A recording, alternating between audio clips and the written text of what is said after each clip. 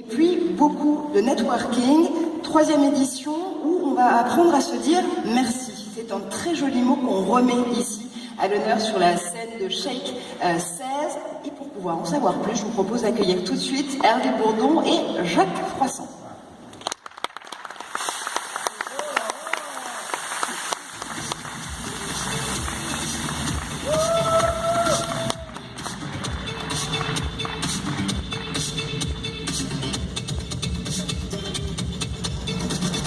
Je vois que vous êtes toujours aussi en forme qu'hier. Bonjour. Ben oui. Il y a quelqu'un là, on voit rien, on a juste dans la face. Coucou. Faites du bruit. Ah, bon. Qui est réveillé ici? Bon, c'est bien ce qui me semblait. Pourtant, vous avez conseillé de prendre l'option petit déjeuner avec café très fort dès le début de la matinée à 8h30. Oui, mais je crois que faire une before, c'est dangereux. On verra après justement entre les sessions. Alors, je le disais, messieurs, on va apprendre à se dire merci. Encore aujourd'hui, au cours de ces sessions, pourquoi c'était si important pour vous de mettre à l'honneur la Thank You Economy? Alors c'est important de mettre la Thank You Economy à l'honneur parce que nous sommes des êtres humains. Ce n'est pas faux. Et qu'il y a quelques années, il y a un énergumène qui s'appelle Gary Vaynerchuk, sans CK, UK à la fin, Gary V sur Snapchat. Qui est sur Snapchat ici? Je crois que les gens ont suivi les conseils d'Emmanuel depuis hier. On est dans des doses homéopathiques encore. Vous avez écouté Manuel Diaz, donc vous allez sur le profil de Gary V. Et donc Gary V a incendié la foule à une conférence. J'ai failli le faire ce matin, mais je n'étais pas assez fort. Et Gary V a râlé auprès des geeks parce qu'il leur a dit, écoutez, c'est bien de faire du business derrière votre écran, avec votre laptop toute la nuit sur vos genoux. Mais il y a des vrais gens au bout. Et il faut relationner avec eux, il faut leur parler, il faut leur faire des sourires, il faut leur dire bonjour. Et c'est tout bête, mais c'est essentiel. Et il a fait un bouquin qui s'appelle The Thank You Economy, qui explique très très bien ça, même si on est un peu, comme moi, geek, souvent derrière son écran. Alors si je me fais l'avocat du diable, est-ce que je peux objecter le fait qu'on est peut-être juste en train de réinventer la roue? C'était pas si évident que ça, qu'il y avait quand même des êtres humains au bout de la chaîne du e-commerce? Mais non, parce que le digital, on va en reparler de robots, de robotisation, du marketing, etc.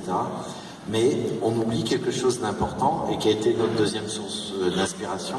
C'est le livre de Simon Sinek, Commencez par le pourquoi. Si vous ne connaissez pas Simon Sinek, c'est S-I-N-E-K. Vous cherchez Simon Sinek TED.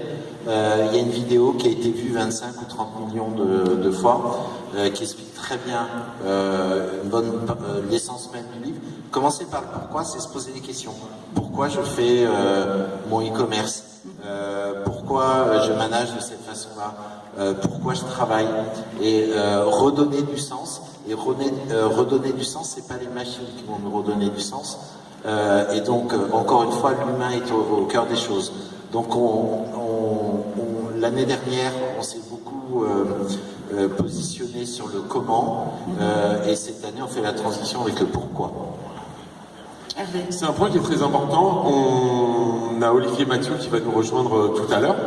Et c'est un point qu'Olivier connaît par cœur. Et hier soir, il nous a parlé de métiers aspirationnels. Je m'attendais à inspirationnel, pardon pour toutes les nasales. Mais l'humain reste au cœur des décisions. Et je pense qu'on peut même parler d'éthique. C'est une vraie question philosophique en fait qu'on aborde. Parce que au cœur de nos décisions et de ce qu'on fait faire aux machines, puisque la question est là, il y a notre motivation, nos sentiments, notre inspiration, il y a tout ce que peut livrer l'être humain.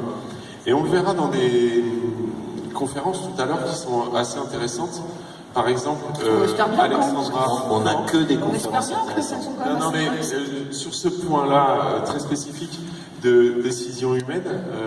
On verra par exemple Alexandra Ivachev qui va parler de comment on pilote des campagnes, comment on prend des choix, mais il y a ce côté humain, comment partager l'information et décider à plusieurs. Il y a IBM aussi qui analyse les sentiments d'une foule, des signaux que l'on peut recueillir. Donc Cette question humaine, elle est très importante parce qu'on ne fait pas n'importe quoi. On n'est pas un pilote automatique. Il y a un pilote dans l'avion. Hein. Il a un petit cœur. Allez, ça, on verra justement, on égrènera cette thématique-là au cours des sessions qui suivent. D'abord, on se pose la question du pourquoi. Ensuite, on va sortir notre boule de cristal pour essayer de comprendre ce qu'on peut attendre du futur des retail pour 2020. On plongera au cœur des entreprises avec toi, Jacques, en tout début d'après-midi pour comprendre aussi comment cette transformation digitale a l'impact, là aussi, sur des mécanismes très humains au cœur même de l'entreprise. Et puis, on finira en beauté avec une toute dernière session et surtout, au suspense, la remise des Marius. Ça, c'est pour la partie conférence et plénière. Qu'est-ce qu'il faut attendre de tout ce qui passe autour de Shake? Parce qu'il y a énormément de choses qui se passent autour de cette scène, du networking, des ateliers, un France Digital Tour avec une demi-finale. On a un programme extrêmement dense. On va recevoir Séverine Grégoire, on parlait du programme à l'instant. Le programme, donc, les plénières. Merci Marjorie, tu connais vraiment le planning par cœur, là. C'est la maîtrise, hein. Bravo. Vous pouvez l'applaudir un peu parce que Marjorie est réveillée. Ça, c'est bien. Si vous n'êtes pas, je suis pour vous. Voilà. On a plus de 40 ateliers. Donc, j'ai vu certains participants qui ont déjà ouvert à la page planning et coché quel était leur parcours aujourd'hui. C'est bien. On a des rendez-vous d'affaires. Certains ont déjà commencé puisque Shake, cette année, se place réellement comme place de marché. Il y a plus de 540 rendez-vous qui ont été positionnés aujourd'hui. Ça se passe au Teddy Bar là-haut. On a des petits espions là-haut qui nous regardent au Teddy Bar. Deuxième étage. Voilà, on a évidemment donc ces ateliers et puis on a notre zone expo au cœur de laquelle on trouve aussi des formats vidéo avec ces capsules qui sont enregistrées par Elsa Charbit, qui est journaliste, qui était avec très nous bien notre territoire. Sur cette scène. Exactement, on l'a accueilli hier et qui, si vous êtes exposant, speaker, si vous avez quelque chose à raconter, peut vous interviewer, vous filmer, et les vidéos sont diffusées immédiatement après. Et ça s'appelle le Chez Comaton. Bravo, joli nom, bien trop. J'ai un mot à dire sur le Wi-Fi. Vous n'avez pas de Wi-Fi. Il n'y a pas de connexion dans la salle. On espère que vous profitez du spectacle, que vous pouvez en parler après. On n'a pas fait exprès, mais il faut que vous compreniez qu'on est dans un lieu qui est un lieu culturel pour lequel le fait d'être collé à un écran, de ne pas quitter son clavier, on n'est pas dans un univers pour lequel c'est naturel. Ici, en lieu des représentations de musique classique, moderne, tout type de spectacle, mais on ne tweete pas et on ne reste pas collé à l'écran pendant les séances.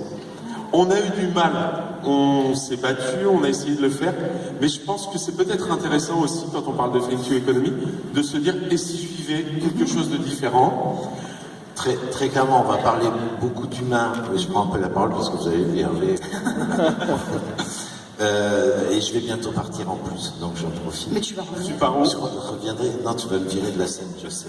Non, c'est moi je vire les gens. On est dans l'humain et du coup on a pensé que c'était bien aussi d'être, je dirais, en pleine conscience avec les speakers sur la scène et d'en profiter pleinement. Et bien justement, tu le présentais, le moment est arrivé. Merci infiniment Jacques. On te retrouve bien évidemment tout à l'heure, notamment au début d'après-midi pour cette session qui sera vraiment passionnante parce qu'elle va vraiment nous plonger au cœur des entreprises pour là aussi travailler la matière humaine en rapport avec le digital. Hervé, par contre, nous on reste ensemble pour toute la durée de la session puisqu'on accueille, tu le disais tout à l'heure, Séverine Grégoire. Séverine Grégoire, c'est la PDG et fondatrice de Mesdocteurs.com. L'idée c'est quoi? C'est de pouvoir avoir un diagnostic en ligne en moins de 15 minutes. Oui, l'idée, c'est dans l'air du temps. Hein. Je ne vais pas employer de gros mots en sion qu'on entend toute la journée. Mais l'idée, c'est de... On en a prononcé quelques-uns hier. Pardon? On en a prononcé quelques-uns hier. On en a prononcé quelques-uns de gros mots. L'idée, c'est d'avoir un conseil médical très rapidement. On connaît tous l'encombrement des urgences, la difficulté à avoir une information médicale.